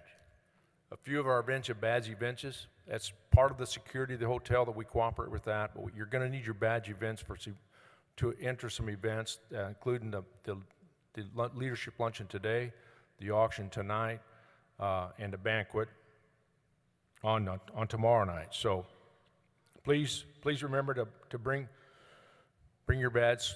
We don't want to hold anybody out from those sessions.